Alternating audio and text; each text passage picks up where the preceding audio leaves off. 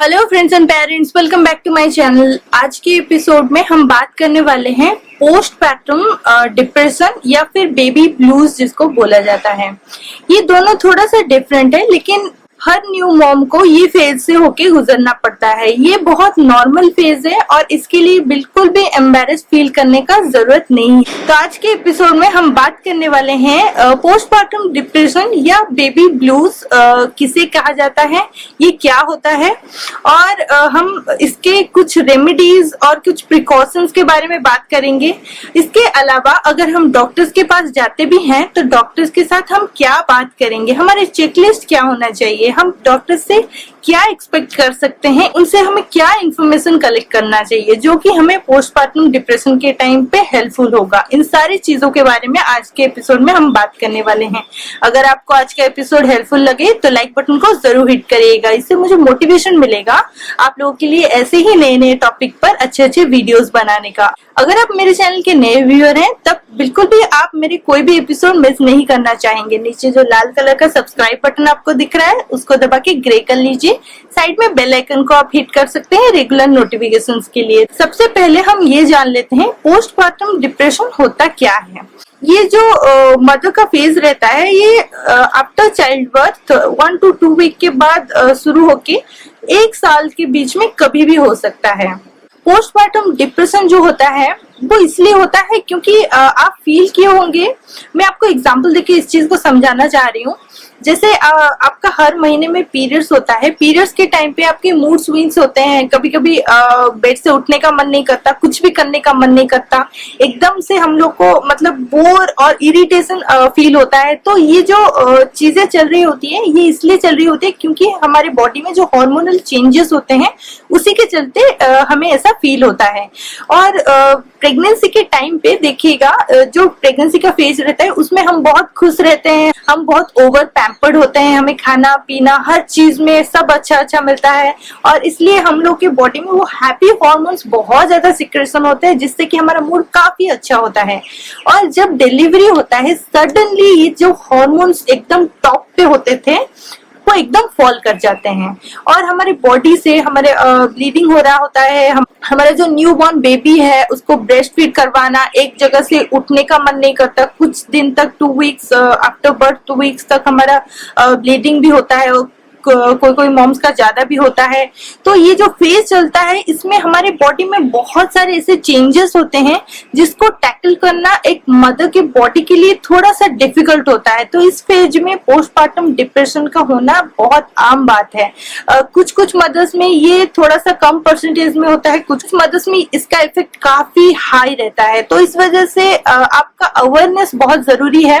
Postpartum depression में जो mother होती है वो बहुत ही क्रूशियल टाइम के दौर से गुजर रही होती है। तो इस टाइम पे आपको हो सकता है, अगर आप भी एक मदर है तो डेफिनेटली आप इस चीज में एग्री करेंगे। अगर आप भी मेरे बात पे एग्री करते हैं तो लाइक बटन को जरूर हिट करिए और आपका पोस्टपार्टम डिप्रेशन वाला फेज कैसे गया था उन सब के बारे में आप नीचे कमेंट बॉक्स में लिख के हम लोगों के साथ शेयर भी कर सकते हैं। मेरा भी ये फेज काफी डिफिकल्ट गया था, मैं आप लोगों के साथ शेयर करना चाहूंगी इस दौरान मैंने क्या क्या प्रिकॉशंस लिए थे, कैसे इस फेज को मैंने क्रॉस किया था, उन सब के बारे में आज के एपिसोड में आज हम बात करने वाले हैं।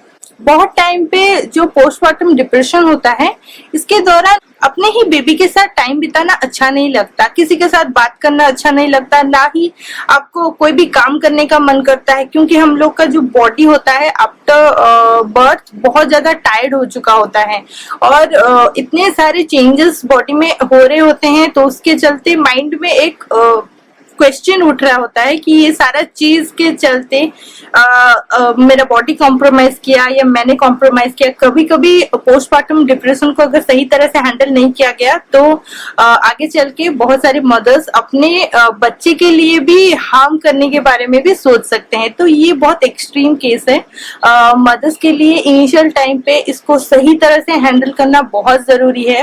अगर आपको इस तरह से कोई भी नेगेटिव ख्याल आ रहे हैं तो कोशिश करिए ऐसे कुछ कुछ अपने थॉट्स में चेंजेस लाने, कुछ कुछ रेमेडीज ट्राई करने जिससे कि आप नॉर्मल हो सके। और ऐसे क्या क्या रेमेडीज आप कर सकते हैं उन सब के बारे में हम बात करेंगे। सबसे पहला टिप है make a healthy lifestyle choice, मतलब बिफोर डिलीवरी आप जो लाइफस्टाइल फॉलो करते थे, नॉर्मल एक्सरसाइज, फूड हैबिट्स, आप जिस टाइम पे जैसे फॉलो करते थे उस चीज को वैसे ही फॉलो करने का कोशिश करिए। जितना पॉसिबल है आप अपने आप को फिट और कंफर्टेबल रखने का कोशिश करिए। थ्रू आउट द डे आप बिल्कुल भी एक जगह पे स्टक होके मत रहिए। अपना लाइफस्टाइल कॉम्प्रोमाइज मत करिए। आप जिस तरह से रहते थे, जो चीज जिस टाइम पे करते थे वो सारा करने का कोशिश करिए। जितना दूर हो सकता है वो कोशिश आप करिए, क्योंकि आफ्टर बेबी बर्थ बहुत सारे रिस्पॉन्सिबिलिटीज आ जाते हैं, बहुत सारे स्ट्रेस आ जाते हैं, लेकिन इन सबको आपको टैकल करना ही होगा। तो इस वजह से आप अपने लाइफस्टाइल से शुरू करिए, अपना as usual normal lifestyle follow करिए।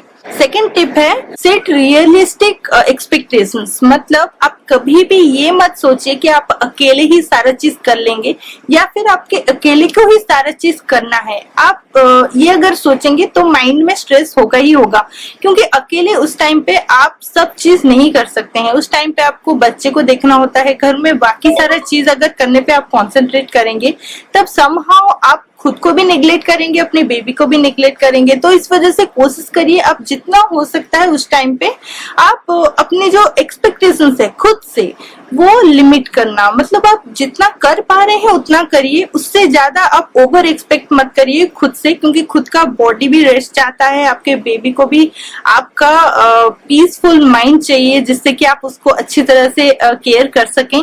तो इस वजह से अपने आप से ओवर एक्सपेक्टेशंस मत करिए, वो डिप्रेशन का रीजन हो सकता है।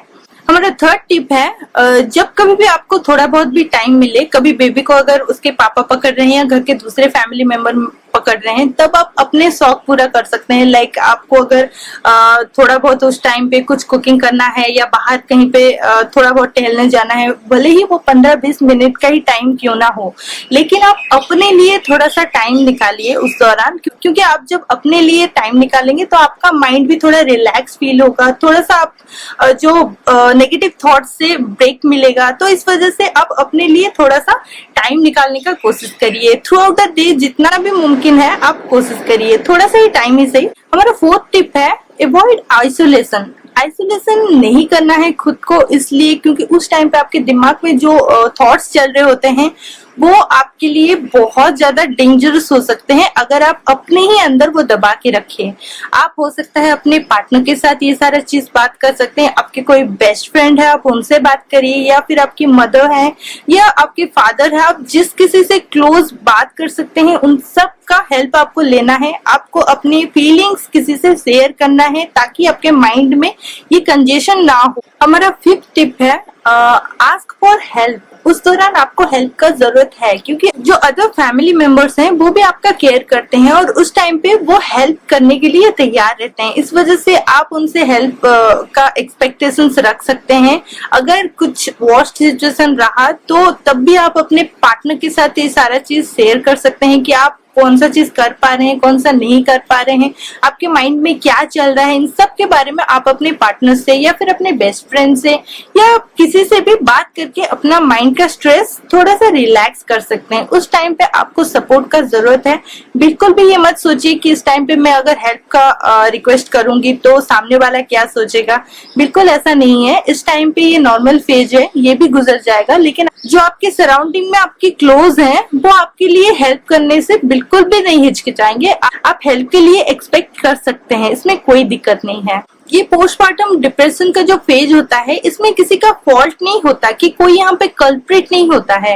आफ्टर बर्थ ये नॉर्मल फेज होता है और जो कि हर मदर को फेस करना ही पड़ता है। तो इस वजह से आप बिल्कुल भी एम्बैरेस फील मत करिए कि इसके लिए किसी डॉक्टर से कंसल्ट करना या साइकियाट्रिस्ट से या फिर साइकोलॉजिस्ट से कंसल्ट करने से बिल्कुल भी मत हिचकिचाइए, क्योंकि अगर आपका जो फेज है, जो डिप्रेशन का फेज है वो 2 वीक से ज्यादा अगर लास्ट कर रहा है, फिर भी आपके माइंड में नेगेटिव थॉट्स आ रहे हैं, आपको इरिटेट लग रहा है, बिल्कुल अनकंट्रोल टाइप का फील आ रहा है, तब आप जरूर ही साइकोलॉजिस्ट या फिर आपके जो थेरेपिस्ट हैं उनसे बात कर सकते हैं, क्योंकि ये प्रॉब्लम का सोल्यूशन आपका कन्वर्सेशन और सेल्फ रियलाइजेशन से ही होता है। अगर आप इस चीज को इग्नोर करते जाएंगे तो हो सकता है ये थोड़ा सा सीवियर हो जाए और लॉन्ग टर्म तक आपको स्ट्रेस में रहना पड़े। इनिशियल टाइम से जब आप पकड़ लेंगे कि हाँ ये फेज शुरू हो गया है, तब आप आराम से इसका ट्रीटमेंट भी डिसाइड कर सकते हैं। सेल्फ आइसोलेशन या फिर सेल्फ डिस्ट्रक्टिंग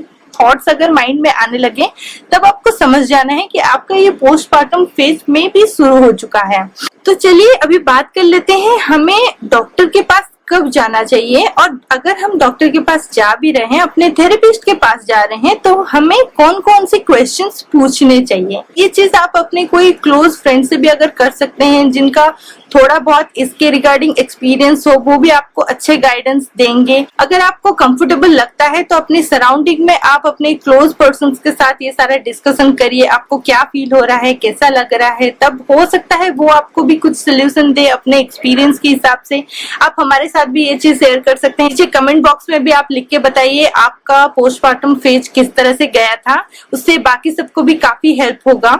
कोई भी डॉक्टर या फिर थेरेपिस्ट के पास जाने से पहले आपको कुछ चेकलिस्ट याद रखना है, जैसे आप क्यों जा रहे हैं, आपके कौन कौन से सिम्टम्स की वजह से आपको ये स्ट्रेस हो रहा है, और अगर आपका कोई मेडिकल हिस्ट्री है, कुछ मेडिकेशंस आप ले रहे हैं, तो उन सब का हिस्ट्री भी आपको शेयर करना है अपने थेरेपिस्ट के साथ। और इसके साथ साथ आपको कोई भी बात नहीं छुपाना है अपने थेरेपिस्ट से, आप हर वो चीज शेयर कर सकते हैं। जैसे कि फॉर एग्जाम्पल आपके फैमिली में अगर कुछ डिस्टर्बेंस हो रहा है, या फिर आपके बेबी को लेके कुछ प्रॉब्लम्स हो रहे हैं, चाहे वो फाइनेंशियल प्रॉब्लम ही क्यों ना हो, या कोई भी ऐसा प्रॉब्लम जिसको कि आप टैकल करने में आपको डिफिकल्टीज आ रहे हैं, उन सब के बारे में आप बात कर सकते हैं।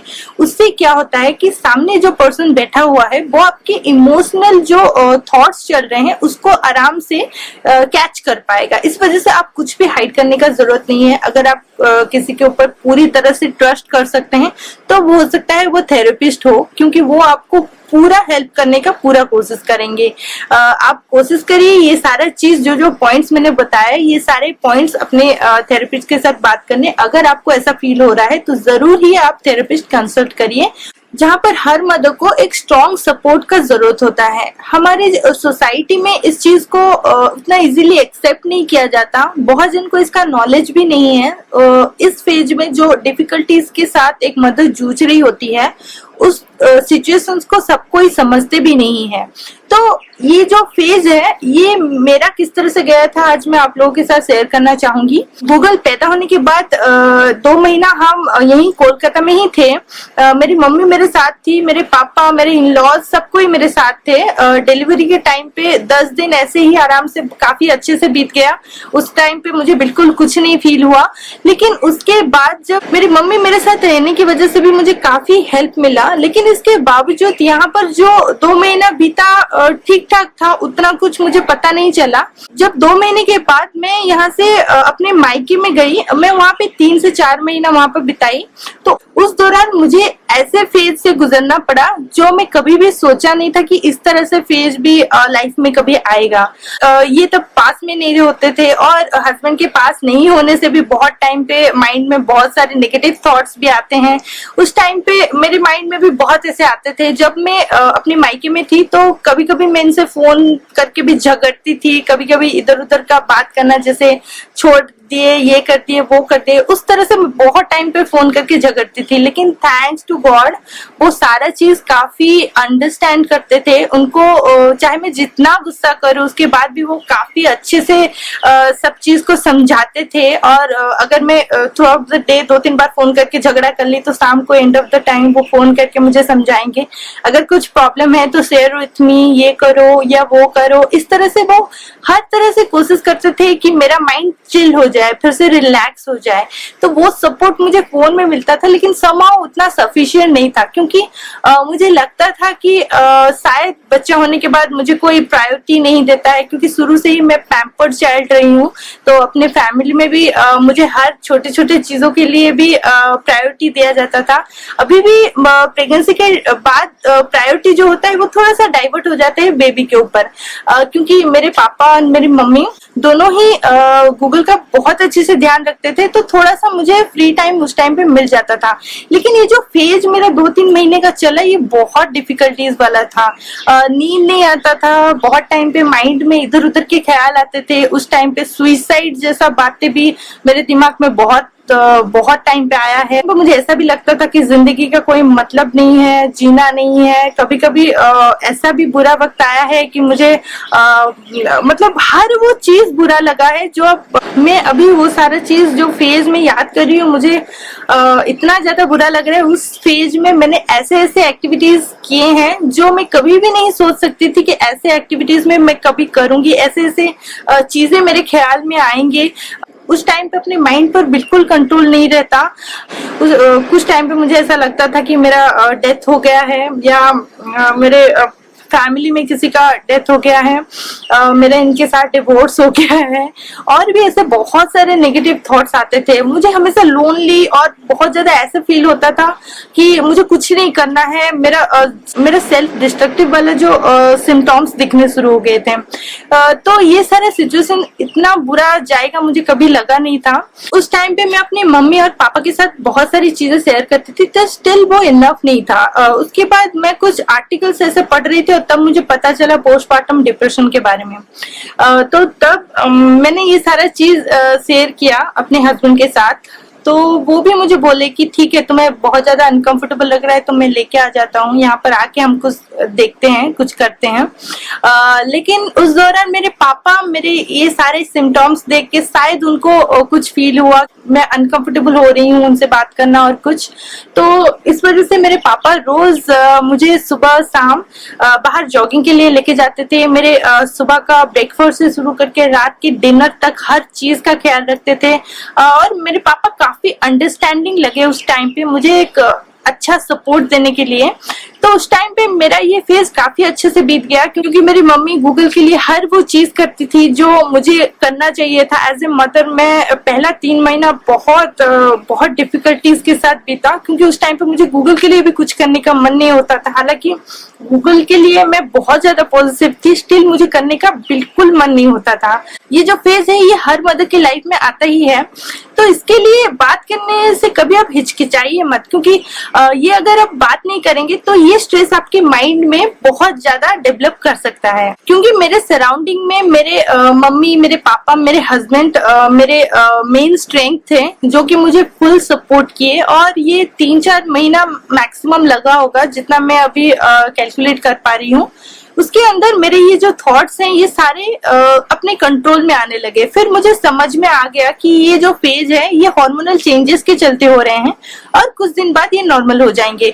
उस दौरान आपका ये हार्मोनल चेंजेस होना बहुत नॉर्मल है, क्योंकि जब पीरियड्स का टाइम हमें 2-3 दिन का या 5 दिन का रहता है, उस टाइम पे आपको इतना ज्यादा मूड स्विंग्स होते हैं, इतने ज्यादा इरिटेशन मचता है। तो सोचिए जब आफ्टर डिलीवरी जब हार्मोन सडन फॉल कर जाते हैं तब ये चीज कितना ज्यादा हो सकता है। इसमें आपका कोई गलती नहीं है, एम्बैरेस फील करने की बिल्कुल जरूरत नहीं है। जैसे मैंने अपना फेज आप लोगों के साथ शेयर किया, आप चाहे तो नीचे डिस्क्रिप्शन बॉक्स में भी लिख सकते हैं आपका पोस्टमार्टम फेज किस तरह से गया है, क्योंकि अवेयरनेस का सबको जरूरत है। हमारे सोसाइटी में इसको इजीली एक्सेप्ट नहीं किया जाता, सबको लगता है कि ये बहुत ज्यादा नेगेटिव है, लेकिन ये बिल्कुल नेगेटिव नहीं है। हम लोग का बॉडी का जो स्ट्रक्चर बना है ये इसी तरह से बना है, ये सबके लिए नॉर्मल है। कोई कोई इसको एक्सेप्ट करते हैं, कोई कोई इसको एक्सेप्ट नहीं करते हैं, लेकिन मैं ओपनली आप लोगों के साथ ये चीज का बात कर रही हूँ इसीलिए, क्योंकि आप लोगों के साथ अगर ऐसा कुछ भी सिम्टम्स दिख रहा है आफ्टर डिलीवरी, तब प्लीज नेग्लेक्ट मत करिए। इसमें आप किसी से बात कर सकते हैं, अगर आपकी सराउंडिंग में कोई क्लोज है तो उनसे आप बात करिए, उनका सपोर्ट लीजिए और कुछ रेमेडीज और प्रिकॉशंस लीजिए, आपका फेस बहुत स्मूथली जाएगा। मेरे सबसे स्ट्रॉन्ग सपोर्ट सिस्टम थे मेरे मम्मी, मेरे पापा और मेरे हस्बैंड, तीनों की तरफ से मुझे फुल सपोर्ट मिला। और इसके बावजूद भी मेरा ये फेज 3 महीने के आसपास चला मिला। अगर आपके पास ऐसा कोई सपोर्ट सिस्टम नहीं है या फिर आप किसी के साथ पूरा ओपन होके सारा चीज डिस्कस नहीं कर सकते हैं, तब मैं आप लोगों को जरूर बताऊंगी आप अपने थेरेपिस्ट या गायनेकोलॉजिस्ट से भी आप बात कर सकते हैं। उनको कॉल करिए, सिंपल आपको क्या फील हो रहा है उन सब के बारे में डिस्कस करिए। आप बोलिए कि मुझे ये लग रहा है, मुझे वो लग रहा है। सिंपल आप जब किसी के साथ ये चीज एक्सप्रेस करेंगे तो माइंड से आपका स्ट्रेस लेवल काफी घट जाएगा और उसके साथ साथ आपके जो सोल्यूशंस आपको चाहिए वो सोल्यूशंस भी मिल जाएंगे। इसमें बिल्कुल हिचकिचाने वाली बात नहीं है। ये पोस्टमार्टम डिप्रेशन हर मदर के लिए एक फेज होता है जो कि बीत जाता है। अगर सही तरह से हैंडल करें तो इसका इफेक्ट बहुत कम होता है। मेरा ये एपिसोड बनाने का पर्पस बहुत सिंपल है, आप लोगों को हेल्प करना चाहती हूँ। होपफुली आज का एपिसोड आप लोगों को पसंद आया हो। अगर पसंद आया तो लाइक बटन को जरूर हिट करिएगा। अगर आप मेरे चैनल के नए भी हो रहे हैं तो सब्सक्राइब जरूर कर लीजिएगा ताकि मेरा कोई भी अपलोड आप लोग मिस ना करें। Thank you so much for watching. Here is lucky signing off.